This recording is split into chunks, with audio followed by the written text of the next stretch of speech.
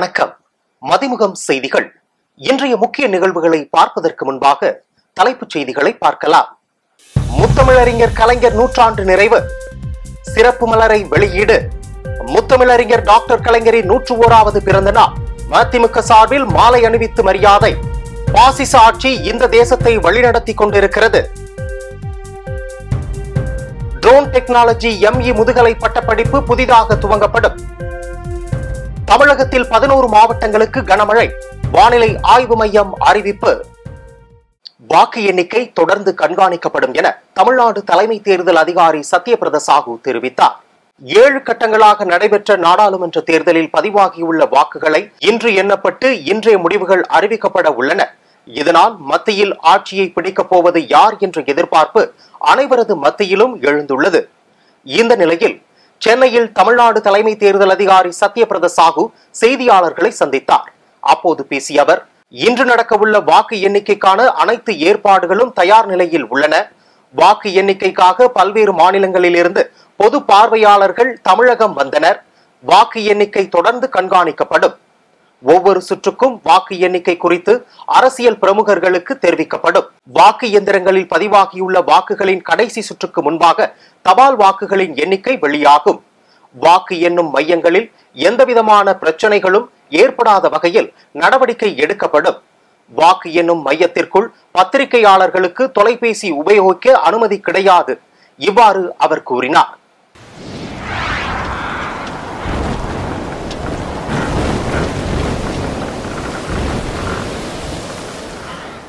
சென்னையில் இன்று வானம் ஓரளவு மேகமூட்டத்துடன் காணப்படும் என வானிலை ஆய்வு மையம் தெரிவித்துள்ளது. சென்னை வானிலை ஆய்வு மையம் வெளியிட்டுள்ள அறிக்கையில், தெற்கு ஆந்திர கடலோர பகுதிகள் மற்றும் அதனை ஒட்டிய வட தமிழக கடலோர பகுதிகளின் மேல் ஒரு வளிமண்டல கீழடுக்கு சுழற்சி நிலவுகிறது.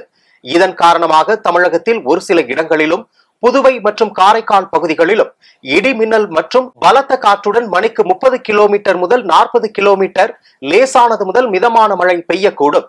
நீலகிரி, கோயம்புத்தூர் மாவட்ட மலைப்பகுதிகள், கிருஷ்ணகிரி, தருமபுரி, திருப்பத்தூர், வேலூர், ராணிப்பேட்டை மற்றும் திருவண்ணாமலை மாவட்டங்களில் ஓரிரு இடங்களில் கனமழை பெய்ய வாய்ப்புள்ளது.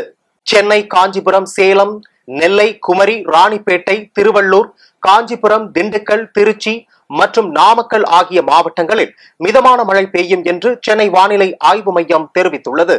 முத்தமிழறிஞர் கலைஞர் ஆசியோடு இந்தியாவில் நாளை ஒரு விடியல் பிறக்க இருக்கிறது என்று தமிழ்நாடு காங்கிரஸ் கமிட்டி தலைவர் செல்வ பெருந்தகை தெரிவித்துள்ளார். முத்தமிழறிஞர் டாக்டர் கலைஞர் அவர்களின் 101வது பிறந்த நாளை ஒட்டி சென்னை ஓமந்தூரார் அரசினர் தோட்ட வளாகத்தில் அமைத்துள்ள அவரது திருவுருவச் சிலைக்கு கீழே மலர்களால் அலங்கரித்து வைக்கப்பட்டுள்ள திருவுருவ படத்திற்கு தமிழ்நாடு காங்கிரஸ் கமிட்டி தலைவர் செல்வ பெருந்தகை மலர் தூவி மரியாதை செலுத்தினார். தொடர்ந்து செய்தியாளர்களிடம் பேசிய அவர், கலைஞர் என்பவர் ஒரு அடையாளமாக, மனசாட்சியாக இந்த தேசத்தில் வாழ்ந்து கொண்டு இருக்கிறார். சமூக நீதிக்கு மிகப்பெரிய பாதையை அமைத்தவர் என்று புகழாரம் சூட்டிய அவர், இந்தியாவில் குடிசைகள் இருக்கக்கூடாது என்று இங்கே அடிக்கல் நாட்டினார். பல முன்னோடி திட்டங்களை தமிழ்நாட்டிற்கு குடையாக கொடுத்தவர் என்று கூறினார். மேலும் பேசிய அவர், கலைஞரின் கொள்கைகளும் கோட்பாடுகளும் நிறைய தேவைப்படுகிறது, நாமெல்லாம் பின்பற்ற வேண்டும். பாசிச ஆட்சி இந்த தேசத்தை வழிநடத்தி கொண்டிருக்கிறது, நாளை முடிவுக்கு வரப்போகிறது. முத்தமிழ் அறிஞர் கலைஞர் ஆசியோடு இந்தியாவில் நாளை ஒரு விடியல் பிறக்க இருக்கிறது. அவர் இறந்துவிட்டாலும் அரசியலில் எல்லோரையும் வழிநடத்தி கொண்டிருக்கிறார் என்று புகழாரம் சூட்டினார். தமிழகம், புதுச்சேரி உட்பட 40 இடங்களில் திராவிடம் வென்று மதவெறி ஓய்ந்தது. பிறந்த நாள் பரிசை கொடுக்க தமிழகம் காத்துக் கொண்டு இருப்பதாக மதிமுக அவைத் தலைவர் ஆடிட்டர் அர்ஜுனராஜ் தெரிவித்துள்ளார். தமிழக அரசியல் வரலாற்றிலும் இந்திய தேசிய அரசியல் வரலாற்றிலும் அரை நூற்றாண்டுக்கு மேலாக தனிப்பெரும் தலைவராக விளங்கிய முத்தமிழறிஞர் டாக்டர் கலைஞரின் 101வது பிறந்த நாளை ஒட்டி சென்னை ஓமந்தூரார் அரசினர் தோட்ட வளாகத்தில் அமைந்துள்ள அவரது திருவுருவச் சிலைக்கு கீழே மலர்களால் அலங்கரித்து வைக்கப்பட்டுள்ள திருவுருவ படத்திற்கு மறுமலர்ச்சி திராவிட முன்னேற்ற கழகத்தின் சார்பில் அக்கட்சியின் அவைத் தலைவர் ஆடிட்டர் அர்ஜுன் ராஜ், பொருளாளர் செந்திலதிபன், கொள்கை பரப்பு செயலாளர் வண்டியத்தேவன், மாவட்ட செயலாளர்கள் ஜீவன், கழகக்குமார், சுப்பிரமணியன், மாவை மகேந்திரன் உள்ளிட்ட கழகத்தின் பகுதி வட்ட கழக நிர்வாகிகள் உள்ளிட்டோர் திருவுருவ படத்திற்கு மரியாதை செய்தனர். தொடர்ந்து செய்தியாளர்களிடம் பேசிய மதிமுக அவைத் தலைவர் ஆடிட்டர் அர்ஜுன் ராஜ், மதிமுக பொதுச் செயலாளர் வைகோ சார்பில் மரியாதையை செய்யப்பட்டதாக தெரிவித்த அவர், தமிழகம், பாண்டிச்சேரி உட்பட 40 இடங்களில் திராவிடம் வென்றது, மதம் வெறி ஓய்ந்தது என்ற பிறந்தநாள் பரிசை தமிழகம் கொடுக்க காத்துக் கொண்டிருப்பதாக மதிமுக அவைத் தலைவர் ஆடிட்டர் அர்ஜுன்ராஜ் தெரிவித்தார். மறுமலர்ச்சி திராவிட முன்னேற்ற கழகத்தின் தலைவர் வைகோ சார்பிலே இன்றைக்கு நாங்கள் வந்து முத்தமிழ் அறிஞருக்கு எங்களது வணக்கங்களை தெரிவித்திருக்கின்றோம். பிறந்தநாள் பரிசாக முத்தமிழ் அறிஞருக்கு தமிழகம், பாண்டிச்சேரி உட்பட 40 இடங்களிலும் திராவிடம் வென்றது, மத வெறி ஒழிந்தது என்கின்ற நல்ல செய்தியை அவருடைய பிறந்தநாள் பரிசாக கொடுக்க தமிழகம் காத்துக் கொண்டிருக்கின்றது. வெற்றி எட்டுத்துக்கும் எட்ட கொட்டுமுரசே, தமிழ் வேதம் வாழ்க என்று கொட்டுமுரசே என்று இன்றைக்கு நாங்கள் அன்பு பரிசாக 40 இடங்களிலும் வென்று அவருக்கு கொடுக்க இருக்கின்றோம். மதம், ஜாதி மற்றும் அரசியலை கடந்து கிராமங்களில் மக்கள் சகோதரர்களாக வாழ வேண்டும் என மதிமுக முதன்மை செயலாளர் துரை வைகோ தெரிவித்துள்ளார். அரியலூர் மாவட்டம் திமுக சார்பில் மறைந்த முதல்வர் முத்தமிழறிஞர் கலைஞரின் 101வது பிறந்த நாளையொட்டி அவரது திருவுருவ படத்திற்கு மாலை அணிவித்து மலர் தூவி மரியாதை செலுத்தினார். அதனைத் தொடர்ந்து அரியலூர் மாவட்டத்தைச் சேர்ந்த மதிமுக திருமானூர் கிழக்கு ஒன்றிய செயலாளர் ரமேஷ் பாபு புதுமனை புகுவிழாவிற்கு வருகை தந்து மதிமுக முதன்மை செயலாளர் துரை வைகோ குத்துவிளக்கேற்றினார். அதனைத் தொடர்ந்து பேசிய அவர், நம் தலைவர் வைகோ அறுவை சிகிச்சை முடிந்து டிஸ்சார்ஜ் செய்யப்பட்டு வீடு வந்துவிட்டார், விரைவில் இயல்பு நிலைக்கு திரும்பி கழகத்திற்கு களப்பணி ஆற்றுவார் எனவும், கிராமங்களில் ஒருவருக்கொருவர் பகைமையுடன் இருக்கக்கூடாது, மதம், ஜாதி மற்றும் அரசியலை கடந்து கிராமங்களில் மக்கள் ஒற்றுமையுடன் சகோதரர்களாக வாழ வேண்டும் எனவும் கூறினார். இந்நிகழ்ச்சியில் அரியலூர் மாவட்ட செயலாளர், நகர ஒன்றிய நிர்வாகிகள் மற்றும் பொதுமக்கள் கலந்து கொண்டனர். வரும் ஆண்டுகளில் ட்ரோன் டெக்னாலஜி ME முதுகலை பட்டப்படிப்பு அண்ணா பல்கலைக்கழகத்தில் புதிதாக துவங்கப்படும் என துணைவேந்தர் வேல்ராஜ் தெரிவித்தார். முதன்முறையாக ட்ரோன்களை புதிய விற்பனை வளாகத்தை கருடா ஏர்போர்ஸ் நிறுவனம் சென்னை மயிலாப்பூரில் இன்று துவங்கியது. இந்தியாவின் முன்னணி நிறுவனமான கருடா விண்வெளி நிறுவனம் பிரத்யேகமாக வடிவமைக்கப்பட்ட ட்ரோனுக்கான இந்தியாவிலேயே முதன்முறையாக சென்னையில் புதிய விற்பனை நிலைய திறப்பு விழாவில் அண்ணா பல்கலைக்கழகத்தின் துணைவேந்தர் வேல்ராஜ் மற்றும் இந்நிறுவனத்தின் CEO அக்னீஸ்வர் ஜெயபிரகாஷ் ஆகியோர் துவங்கி வைத்தனர். விண்வெளிக்கு என்று ME பட்டப்படிப்பு என்பது வருங்காலத்தில் அதிக அளவில் ட்ரோன் டெக்னாலஜி பயன்பாடு தேவைப்படும் என்பதால், அதற்கு மனிதவளம் அதிக அளவு தேவைப்படும் என்பதால் விரைவில் வரும் ஆண்டில் ME ட்ரோன் டெக்னாலஜி என்ற துறை சார்ந்த படிப்பை அண்ணா பல்கலைக்கழகம் அறிமுகப்படுத்த உள்ளது என்று தெரிவித்தார். கலைஞரின் 101வது பிறந்த நாளையொட்டி மெரினாவில் உள்ள அவரது நினைவிடத்தில் முதலமைச்சர் மு க ஸ்டாலின் மரியாதை செலுத்தினார். தமிழகம் முழுவதும் திமுக சார்பில் பல்வேறு நலத்திட்ட உதவிகளுக்கு ஏற்பாடு செய்யப்பட்டுள்ளது. மறைந்த முதல்வரும் திமுக தலைவருமான கலைஞரின் 101வது பிறந்த நாள் இன்று கொண்டாடப்படுகிறது. இந்நிலையில் ஒவ்வொரு ஆண்டும் கலைஞரின் பிறந்த நாளை முன்னிட்டு தமிழகம் முழுவதும் திமுகவினர் பல்வேறு நலத்திட்ட உதவிகள் வழங்கி கொண்டாடுவது வழக்கம். அதேபோல் திமுக முன்னோடிகள் கௌரவிக்கப்பட்டு வருகின்றனர். இந்த நிலையில் கலைஞரின் 101வது பிறந்த நாள் இன்று கொண்டாடப்படுகிறது. அதனைத் தொடர்ந்து கோபாலபுரம் இல்லத்தில் அவரது படத்திற்கு முதலமைச்சர் மு க ஸ்டாலின் மலர் தூவி மரியாதை செலுத்தினார். பின்னர் மெரினாவில் உள்ள அவரது நினைவிடத்தில் முதலமைச்சர் மு க ஸ்டாலின் மரியாதை செலுத்தினார். அப்போது மூத்த அமைச்சர்கள், MPக்கள், திமுக நிர்வாகிகள் உடனிருந்தனர். பின்னர் கலைஞர் குறித்த புகைப்பட கண்காட்சியை பார்வையிட்டார். தொடர்ந்து முத்தமிழறிஞர் கலைஞர் 100ஆண்டு நிறைவு சிறப்பு மலரை வெளியிட்டார் முதல்வர். தமிழ்நாடு தவ்ஹீத் ஜமாத் சார்பில் பாலஸ்தீன இஸ்லாமிய மக்கள் மீது தாக்குதல் தொடுத்து வரும் இஸ்ரேலை கண்டித்து ஆர்ப்பாட்டம் நடைபெற்று வருகிறது. சென்னை மாவட்ட ஆட்சியர் அலுவலகம் அருகில் தமிழ்நாடு தவ்ஹீத் ஜமாத் வட சென்னை மாவட்டம் சார்பில் நடைபெற்ற ஆர்ப்பாட்டத்தில் ஆயிரக்கணக்கான இஸ்லாமியர்கள் கலந்து கொண்டனர். சிறுவர்கள், பெரியவர்கள், பெண்கள் பதாகைகள் ஏந்தி இஸ்ரேலுக்கு எதிராக கோஷங்களை எழுப்பினர். இதில் குழந்தைகள் தாக்குதலில் காயமடைந்த வேடத்தில் கலந்து கொண்டு கோஷங்கள் எழுப்பினர். இந்த ஆர்ப்பாட்டத்தில் பெண்கள், குழந்தைகள் பெருமளவில் கலந்து கொண்டனர். முத்தமிழறிஞர் தலைவர் கலைஞர் அவர்களின் 101வது பிறந்த நாளையொட்டி அன்னதானம் வழங்கப்பட்டது. முத்தமிழறிஞர் தலைவர் கலைஞர் அவர்களின் 101வது பிறந்த நாளையொட்டி தமிழ்நாடு மாற்றுத்திறனாளிகள் முன்னேற்ற சங்க மாநில தலைவரும் தமிழ்நாடு அரசு மாற்றுத்திறனாளிகள் நலவாரிய உறுப்பினர் ரே தங்கம் சங்க மாநில பொருளாளர் டாக்டர் எஸ் நசீம், செய்தி தொடர்பாளர் வீரசரவணன் மற்றும் சங்க நிர்வாகிகள் மெரினாவில் அமைந்துள்ள கலைஞர் நினைவிடத்தில் மலர்தூவி மரியாதை செலுத்தினர். அதேபோல் 151வது மாமன்ற உறுப்பினர் சங்கர் கணேஷ் கலைஞர் நினைவிடத்தில் மலர்தூவி மரியாதை செலுத்தினார். அவருடன் கழக நிர்வாகிகள் சிவா, சண்முகம், செந்தில்குமார், பாலாஜி மற்றும் ராஜராஜன் உள்ளிட்ட நிர்வாகிகளும் மரியாதை செலுத்தினர்.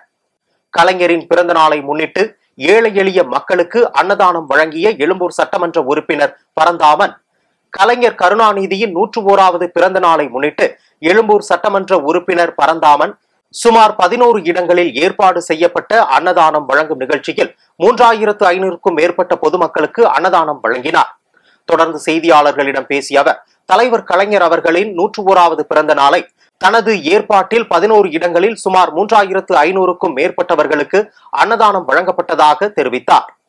தற்போது வெளியாகி உள்ள தேர்தலுக்கு பிந்தைய கருத்துக்களை கருத்தில் கொள்ளக்கூடாது. நிச்சயமாக திராவிட முன்னேற்றக் கழகம் இடம்பெற்றுள்ள இந்தியா கூட்டணி மிகப்பெரிய வெற்றி பெறும் என கூறினார். பல்வேறு மாவட்டங்களில் நடைபெற்ற நிகழ்வுகளை களத்தில் மதிமுகம் பகுதியில் பார்க்கலாம்.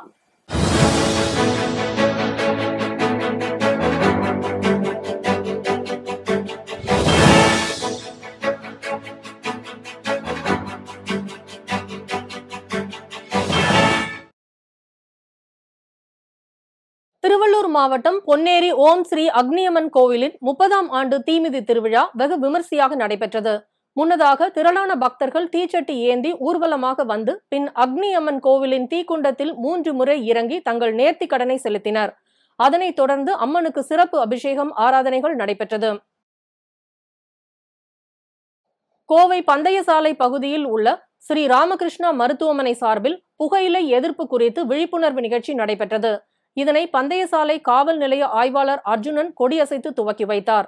இதில் 200க்கும் மேற்பட்டோர் கலந்து கொண்டு புகையிலை பழக்கத்தால் ஏற்படும் தீமைகள் மற்றும் நோய்கள் அடங்கிய துண்டு பிரசுரங்களை பொதுமக்களுக்கு வழங்கி விழிப்புணர்வை ஏற்படுத்தினர்.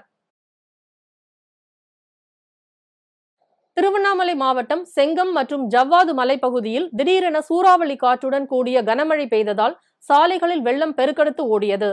அதேபோல் தண்டாரம்பட்டு, கலசப்பாக்கம், கீழ்பெண்ணாத்தூர், சேத்துப்பட்டு, போலூர், ஆரணி உள்ளிட்ட பல்வேறு பகுதிகளிலும் பரவலாக கனமழை பெய்தது. இந்த ராட்சச மழையால் பொதுமக்கள் மற்றும் விவசாயிகள் மகிழ்ச்சி அடைந்துள்ளனர். கோவை மாவட்டம் மருதமலை அடிவாரத்தில் 40 வயது மதிக்கத்தக்க பெண் யானைக்கு உடல்நலம் பாதிக்கப்பட்டு சிகிச்சை அளிக்கப்பட்டு வந்த நிலையில் உடல்நலம் தேறியதால் வனப்பகுதிக்குள் விடுவிக்கப்பட்டது. உயிரிழக்கும் தருவாயில் இருந்த யானைக்கு சிகிச்சை அளித்த வனத்துறையினரை அனைவரும் பாராட்டி வருகின்றனர். திருப்பத்தூர் மாவட்டத்தில் வெயிலின் தாக்கத்தால் ஏரியில் இருந்த நீர் வற்றி பல்லாயிரக்கணக்கான மீன்கள் கடும் வெயிலினாலும் நீர் பற்றாக்குறையினாலும் இறந்து மிதக்கின்றது. இதனால் அப்பகுதி முழுவதும் துர்நாற்றம் வீசுவதால் நோய் தொற்று ஏற்படும் அபாயம் இருப்பதால் இதனை அப்புறப்படுத்தி தரும்படி சுகாதாரத்துறைக்கு அப்பகுதி மக்கள் கோரிக்கை விடுத்துள்ளனர். ராணிப்பேட்டை மாவட்டம் மணியம்பட்டு கிராமத்தில் நடைபெற்ற கபடி போட்டியில் ஜீவ ஒளி அணியினர் முதல் பரிசையும், டிஎன்சி புளியங்கண்ணு அணியினர் 2வது பரிசையும், கரிகிரி ஸ்போர்ட்ஸ் கிளப் அணியினர் 3வது பரிசையும் கைப்பற்றினர். இதில் வெற்றி பெற்ற வீரர்களுக்கு கோப்பைகள் மற்றும் பரிசையும், பங்கேற்ற வீரர்களுக்கு சான்றிதழ்களும் வழங்கப்பட்டது. திருப்பத்தூர் மாவட்டம் ஜோலார்பேட்டை பொன்னியம்மன் கோவில் பகுதியை சேர்ந்தவர் கோவிந்தசாமி. இவர் ராணுவத்தில் பணிபுரிந்து வந்துள்ளார். இதுவரை 195 பீல்ட் ரெஜிமெண்ட் ஆர்டிலரி குழுவில் சுபேதரர் பதவியில் ரேடியோ ஆபரேட்டராகவும் 28 ஆண்டுகள் ராணுவ வீரராகவும் பணிபுரிந்துவிட்டு தற்போது ஓய்வு பெற்றதன் காரணமாக சொந்த ஊர் திரும்பிய போது அப்பகுதி மக்கள் காந்தியை மாலை அணிவித்து ஊர்வலமாக அழைத்து வந்து மரியாதை செலுத்தினர். இந்த சம்பவம் அனைவரின் மத்தியிலும் நெகிழ்ச்சியை ஏற்படுத்தியது. திருவண்ணாமலை மாவட்டம் முறையாறு கிராமத்தில் அமைந்துள்ள ஸ்ரீ செல்வ விநாயகர் கோவில் கும்பாபிஷேகம் வெகு விமர்சையாக நடைபெற்றது. முன்னதாக 1008 மந்திரங்கள் ஓதப்பட்டு லட்சுமி பூஜை, விக்னேஸ்வரர் பூஜை, கோமாதா பூஜை என சிறப்பு பூஜைகள் நடைபெற்றது. அதன்பின் கலசத்தின் மீது புனித நீர் ஊற்றப்பட்டு கும்பாபிஷேகம் நடைபெற்றது. இதில் ஆயிரக்கணக்கான பக்தர்கள் கலந்து கொண்டு சாமி தரிசனம் செய்தனர். அதேபோல் மயிலாடுதுறை மாவட்டம் தரங்கம்பாடி கிராமத்தில் பழமை வாய்ந்த பசுபதீஸ்வரர் கோவில் மற்றும் வரதராஜ பெருமாள் கோவிலின் கும்பாபிஷேகம் மேளதாளங்கள் முழங்க வெகு விமர்சையாக நடைபெற்றது. அதனைத் தொடர்ந்து யாகசாலை பூஜை மகா பூர்ணாகுருதி செய்யப்பட்டு தீபாராதனை காட்டப்பட்டது. இதில் ஏராளமான பக்தர்கள் கலந்து கொண்டு சாமி தரிசனம் செய்தனர். தென் துருவத்தில் மண் உள்ளிட்ட மாதிரிகளை ஆய்வு செய்ய சாங்யி 6 என்ற விண்கலத்தை சீனா வெற்றிகரமாக தரையிறக்கியுள்ளது. நிலவின் தென் துருவத்தை ஆய்வதற்காக சாங்கி 6 என்ற விண்கலத்தை சீனா ஏவியது. இந்த விண்கலம் பீஜிங் நேரப்படி நேற்று காலை 6:23க்கு நிலவில் சீனாவில் தேசிய விண்வெளி நிர்வாகம் தரையிறக்கியுள்ளது. எய்ட்கன் பேசின் எனப்படும் பள்ளத்தில் விண்கலம் தரையிறக்கப்பட்டுள்ளது. நிலவில் மேற்பரப்பில் உள்ள கற்கள், மண் ஆகியவற்றை பூமிக்கு கொண்டு வந்து ஆராய்ச்சி செய்வதே இத்திட்டத்தின் இலக்கு என சீனாவின் விண்வெளி நிர்வாகம் தெரிவித்துள்ளது. நிலவின் தென்துருவ பகுதியில் முதலில் இந்தியா சந்திராயன் 3 விண்கலத்தை கடந்த ஆண்டு வெற்றிகரமாக இறக்கி சாதனை படைத்தது. அதைத் தொடர்ந்து தற்போது சீனாவும் அந்த பகுதியில் விண்கலத்தை தரையிறக்கி உள்ளது என்பது குறிப்பிடத்தக்கது. மீண்டும் தலைப்புச் செய்திகள். முத்தமிழறிஞர் கலைஞர் நூற்றாண்டு நிறைவு, சிறப்பு மலரை வெளியீடு. முத்தமிழறிஞர் டாக்டர் கலைஞரின் 101வது பிறந்த நாள். மதிமுக சார்பில் மாலை அணிவித்து மரியாதை. பாசிச ஆட்சி இந்த தேசத்தை வழிநடத்தி கொண்டிருக்கிறது.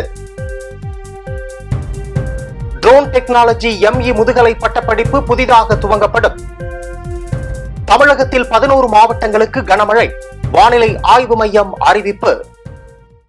இத்துடன் செய்திகள் நிறைவடைந்தன. மீண்டும் செய்திகள் பிற்பகல் 1:30 மணிக்கு. மேலும் செய்திகளை தெரிந்து கொள்ள மதிமுகம் பிரைம் யூடியூப் தளத்தில் இணைந்திருங்கள்.